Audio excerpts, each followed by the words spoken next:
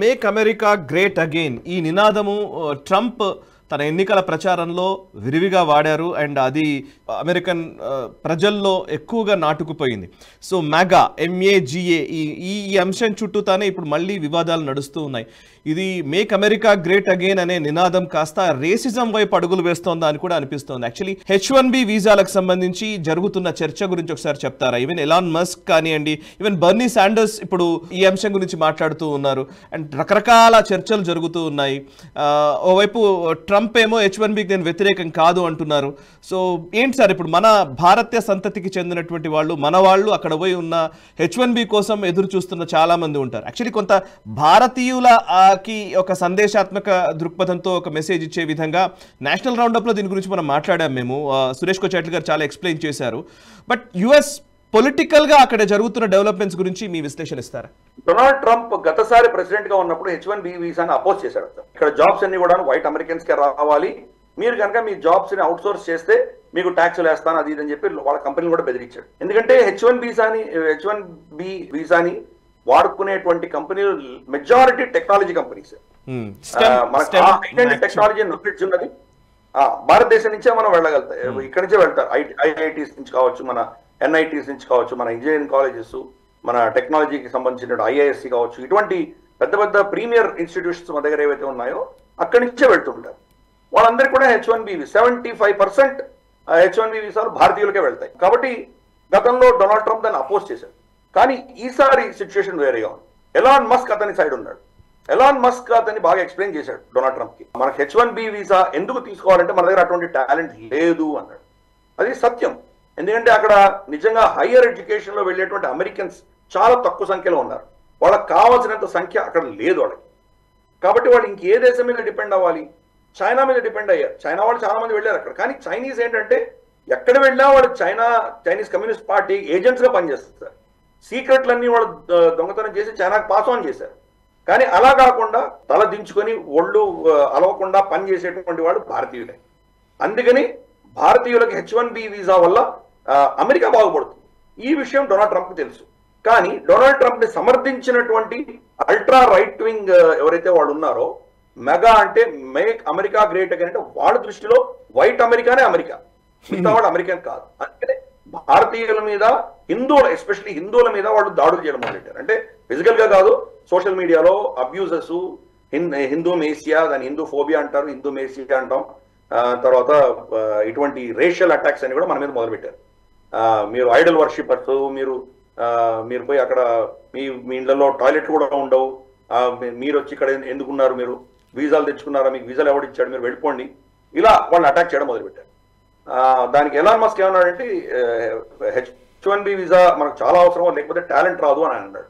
దాన్ని Donald Trump ఒప్పుకున్నాడు. Correct, నాకు కూడా ట్రంప్ టవర్స్ లో కూడా నాకు కావాల్సిన బిజినెస్ లో కూడా H1B వీసాలు చాలా మంది పనిచేస్తున్నారు అని ఒప్పుకున్నాడు. అలాగే వివేక్ రామస్వామి దీన్ని సపోర్ట్ చేస్తున్నారు.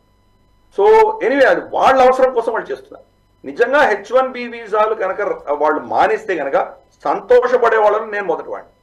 ఎందుకంటే ఇక్కడి నుంచి బ్రెయిన్ డ్రైన్ అవ్వదు. భారతదేశం నుంచి బ్రెయిన్ డ్రైన్, ఇక్కడి నుంచి మనం IITలు, IIScలు, మనకు పెద్ద పెద్ద ఇంజనీరింగ్ కాలేజ్ నుంచి వస్తున్నటువంటి అద్భుతమైన టాలెంట్ అంతా కూడా అమెరికా తీసేసుకుంటాం. కానీ అన్ఫార్చునేట్ అంటే మన దగ్గర ఎకోసిస్టమ్ లేదు కాబట్టి ఈరోజు అమెరికా పైసలు పోతే ఇంకెక్కడికైనా వెళ్తారు. వాళ్ళకి ఎక్కడ పైసలు వస్తే అక్కడ వెళ్ళిపోయేటువంటి ప్రమాదం ఉంది. కానీ వాళ్ళు అమెరికాకి వెళ్లకుండా భారతదేశంలోనే వాళ్ళు ఉండి ఇక్కడే మనకు వాళ్ళు అద్భుతమైనటువంటి ప్రోడక్ట్స్ తీసుకురావాలని నేను కోరుకుంటున్నాను. ఆ ఎకోసిస్టమ్ మన దగ్గర డెవలప్ చేయాల్సిన బాధ్యత మన సమాజం మీద ఉంది, ప్రభుత్వాల మీద కూడా ఉన్నాయి. లేనంత వరకు మాత్రం అక్కడ ఇంకా తప్పదు అది. కానీ అది వాళ్ళకి వెళ్తున్నాయి. ఫర్ ఇన్స్టెన్స్ ఇప్పుడు సుందర్ పిచాయ్ కావచ్చు, లేదా మనకు సత్యనారాయణలా కావచ్చు, ఇటువంటి వాళ్ళు ఎవరైతే అక్కడ CEOలుగా ఉన్నారో వాళ్ళందరూ కూడా కోట్ అండ్ కోట్ మనం టెక్నికల్గా ఏం చెప్పాలంటే వాళ్ళు టెక్నాలజీ కూరీస్. వాళ్ళకి వెళ్ళి ఊడిగంచి చేస్తున్నారే కానీ నిజంగా దానివల్ల మనకేంటి లాభం? మన వాడు అని చెప్పుకోవడం ఒక గొప్పతనం తప్పితే లిటరల్గా మనకు పెద్దగా దానివల్ల లాభం లేదు. వాళ్ళ బిజినెస్లు ప్రపంచవ్యాప్తంగా బిజినెస్లు ఉన్నాయి, ప్లస్ వాళ్ళ బోర్డ్ ఆఫ్ డైరెక్టర్స్కి వాళ్ళు సమాధానం చెప్పాలి. కాబట్టి మేమేదో భారతదేశంకి ఇది చేసాం అది చేసామని వాళ్ళు చెప్పలేరు. భారతదేశంలో ఒక ఇంపార్టెంట్ మార్కెట్, ఒక ఇంపార్టెంట్ రిసోర్స్ ఇక్కడి నుంచి తీసుకువెళ్ళేటువంటి ఒక దేశం. అలాగే ఆ దృష్టితోనే వాళ్ళందరూ చూస్తున్నారు. కానీ మనకు ఈ బ్రెయిన్ డ్రైన్ అన్నది H1B వీసా వల్ల మన దేశానికి జరుగుతుంది. అంటే ఒకటి నిజంగా H1B వీసాకు వెళ్ళాలి అనుకుంటున్న భారతీయులకు నా దృష్టిలో డొనాల్డ్ ట్రంప్ వస్తే కానీ ఎటువంటి ప్రమాదము ఉండదు. కాకపోతే ఈ చీప్ లేబర్ మెక్సికో నుంచి ఇతరత్ర మనకు గల్ఫ్ నుంచి చైనా నుంచి వస్తున్నటువంటి చీప్ లేబర్ ఏదైతే ఉందో దానికి వ్యతిరేకంగా మాత్రం డొనాల్డ్ ట్రంప్, ఎలాన్ మస్క్ వీళ్ళందరూ కూడాను దాని మీద యాక్షన్ తీసుకుంటారు. మనకు డిపార్ట్మెంట్ ఆఫ్ గవర్నమెంట్ ఎఫిషియన్సీ ద్వారా ఆ చర్యలు మాత్రం వాళ్ళు తీసుకుంటారు. మాస్ డిపోర్టేషన్ లాంటివి వాళ్ళు చేస్తారు. నో స్కిల్డ్ వర్కర్స్ ఎవరైతే ఉన్నారో వాళ్ళ మీద వీళ్ళు యాక్షన్ తీసుకుంటారు. కానీ హై స్కిల్డ్, టెక్నికలీ చాలా క్వాలిఫైడ్ ఉన్న వాళ్ళు వాళ్ళకి కావాలి, దాంట్లో రెస్ట్రిక్షన్స్ ఉండవు. కాబట్టి ఈ రెండు అర్థం చేసుకోవాలి. డొనాల్డ్ ట్రంప్ ఆ క్లారిటీ ఉన్నది. అన్ఫార్చునేట్లీ అతను ఓటర్ బేస్ ఇది అర్థం చేసుకోవట్లేదు. వాళ్ళ దృష్టిలో వైట్ అమెరికన్స్ అని అనుకుంటున్నారు. వాళ్ళని మనం ప్రశ్నించాలి. అసలు మీరు కూడా మీ ఊర్లోకి వెళ్ళిపోండి, మీరు భారతీయులను ఎందుకు వెళ్ళమంటున్నారు? మీరు కూడా ఆక్యుపై చేసుకున్న వాళ్ళే కదా. నిజంగా అమెరికా ఎవరిది? నేటివ్ రెడ్ ఇండియన్స్ది కదా. మీరు ఆక్యుపై చేసుకున్నారు. మీరు కూడా ఏదో ఫ్రాన్సో, ఇంగ్లాండో, లేకపోతే జర్మనీ ఎక్కడి నుంచి అక్కడికి వెళ్ళిపోండి మీరు. కానీ ఆ వైట్ సూపర్మేసిస్ట్ భావజాలం అన్నది ఈరోజు విపరీతంగా వచ్చింది డొనాల్డ్ ట్రంప్ రావడంతో. చూద్దాం రాబోయే రోజుల్లో మరి ఫిజికల్ అటాక్స్ కూడా భారతీయుల మీద జరుగుతాయా ఏమో మనకు తెలియదు.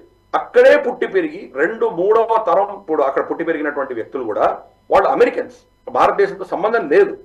అయినా కానీ వాళ్ళ స్కిన్ కలరు, వాళ్ళ పేర్లు దీంతో వాళ్ళని అమెరికన్స్ కింద ట్రీట్ చేయట్లేదు.